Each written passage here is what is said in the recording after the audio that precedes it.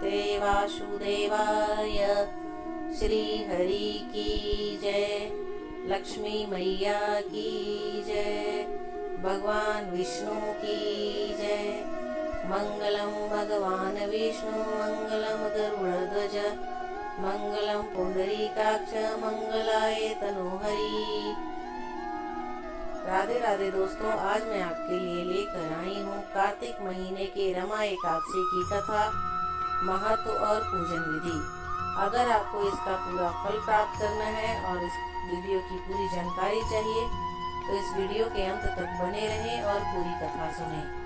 दोस्तों, रमा एकादशी के दिन भगवान विष्णु की पूजा की जाती है।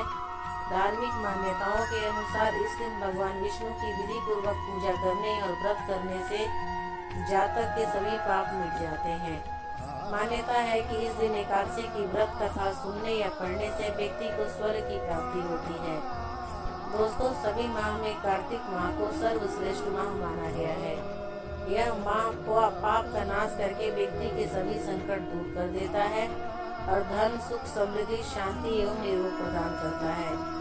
कार्तिक माह में दीपदान, तुलसी पूजन, भूमि पर सोना, दलहन की चीजों का त्याग करना, आत्म संयम और भोजन का संयम करना चाहिए। इस दिन शंख बजाना चाहिए और भगवान को शंख से स्नान कराना चाहिए। कार्तिक मास में तुलसी जी की सेवा और उनके सामने दीपक जलाने से भगवान विष्णु भी प्रसन्न होते हैं। तो आइए वीडियो की शुरुआत करते हैं। दोस्तों, धार्मिक ग्रंथों में दीपावली से पहले आने वाली यह एकादशी सबसे खास मानी गई है। इस एकादशी के दिन माता लक्ष्मी के पूजन का खास महत्व है, क्योंकि विष्णु प्रिया का एक नाम रमा भी है।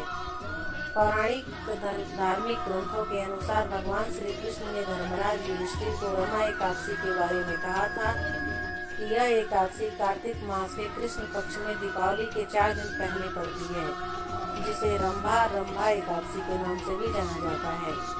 यह व्रत सच्चे मन से करने से वाजपेयी यज्ञ के बराबर फल मिलता है तथा यह एकादशी सबसे शुभ और महत्वपूर्ण मानी गई है।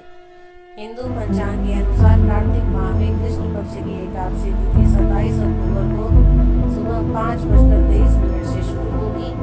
इस एकादशी तिथि का समापन 28 अक्टूबर को सुबह 7:50 पर होगा। ऐसे में इस साल रमा एकादशी का व्रत 28 अक्टूबर 2024 को रखा जाएगा। एक पौराणिक कथा के अनुसार एक बार युधिष्ठिर ने भगवान श्री कृष्ण से कार्तिक कृष्ण एकादशी की महिमा बताने की प्रार्थना की। तब भगवान श्री कृष्ण ने उनको बताया कि उसे रमा एकादशी के नाम से जाना जाता है। जो भी इस व्रत को विधि पूर्वक करता है वह विष्णु लोक का अधिकारी बनता है। जो रमा एकादशी व्रत कथा को सुनता है उसके सारे पाप नष्ट हो जाते हैं। कथा के अनुसार एक समय में मोचुकन नामक एक राजा थे जो बड़ा ही धर्मात्मा और परोपकारी थे। उनकी बेटी का नाम चंद्रभागा था। उन्होंने बेटी का विवाह चंद्रसेन के बेटे शोभन से किया।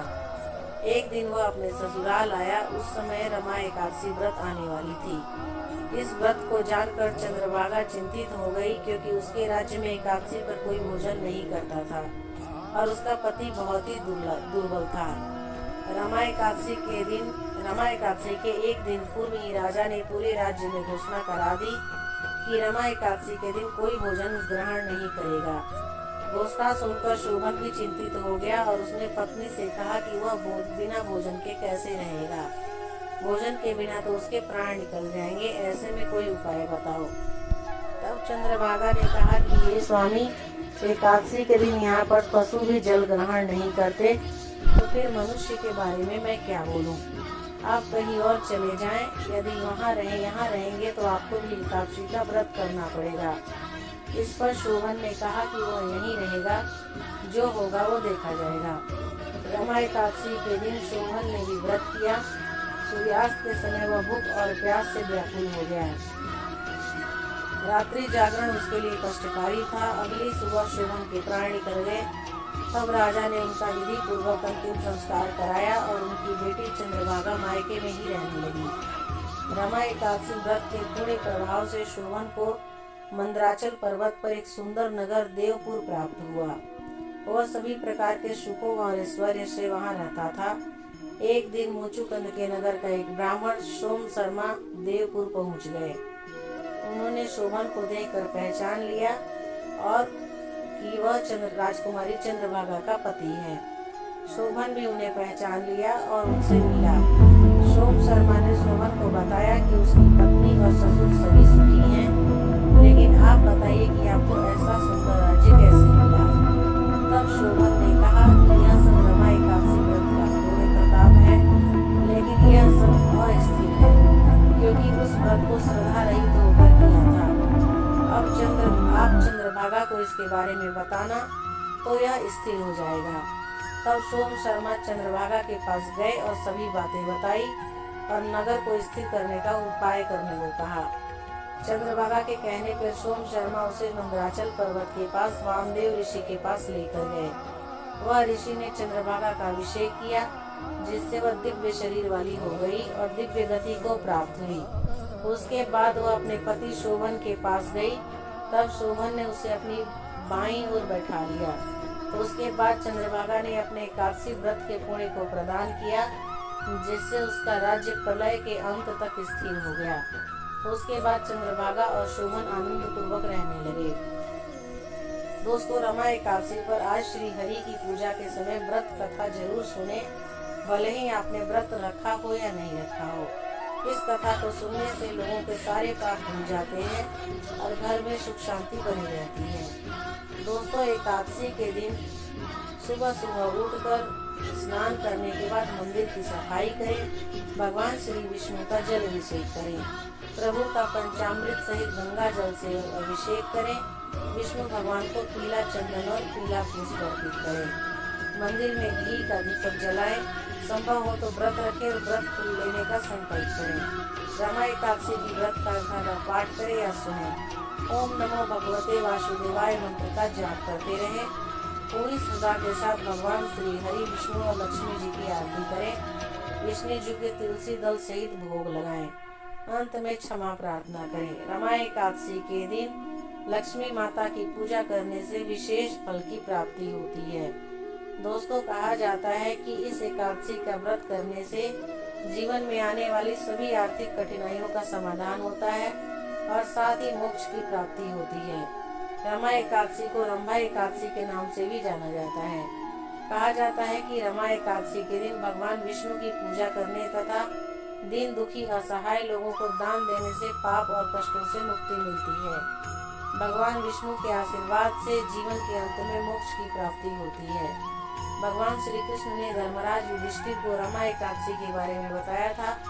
पद्म पुराण के अनुसार जो भी व्यक्ति इस दिन सच्चे मन के साथ व्रत और उपवास रखता है, उसे वैकुंठ धाम में स्थान मिलता है और वो जीवन के समस्त समस्याओं से मुक्त हो जाता है। दोस्तों, हिंदू धर्म में इस एकादशी का महत्व इसलिए भी है बढ़ जाता है क्योंकि भगवान विष्णु की पत्नी देवी लक्ष्मी का नाम रमा भी है। अतः यह एकादशी भगवान विष्णु को अत्यंत प्रिय है। मान्यता है कि इस दिन व्रत करने तथा दान देने से मनुष्य सभी प्रकार के सुखों और ऐश्वर्य को प्राप्त करता है। हिंदू धर्म में दान देना बेहद पुण्यकारी माना जाता है। शास्त्रों में कहा गया है कि जब आप किसी जरूरतमंद को दान करते हैं तो आपके द्वारा पूर्व में किए गए पाप कट जाते हैं। जब मनुष्य इस भाव सागर से मुक्त होकर परम धाम को जाता है तब उसकी सारी चीजें यही छूट जाती है।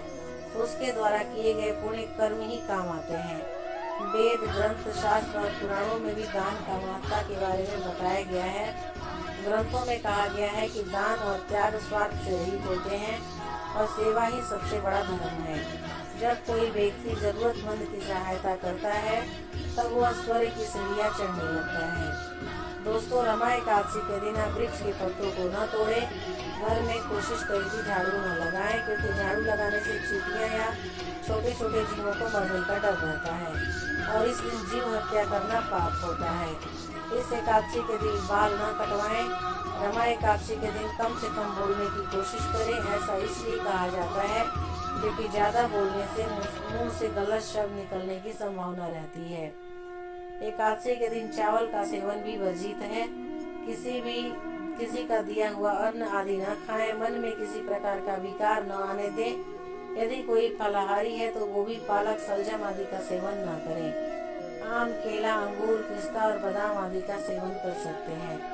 तो दोस्तों, रमा एकादशी की कथा, उसकी पूजा विधि और महत्व आपको कैसी लगी, मुझे कमेंट करके ज़रूर बताइएगा।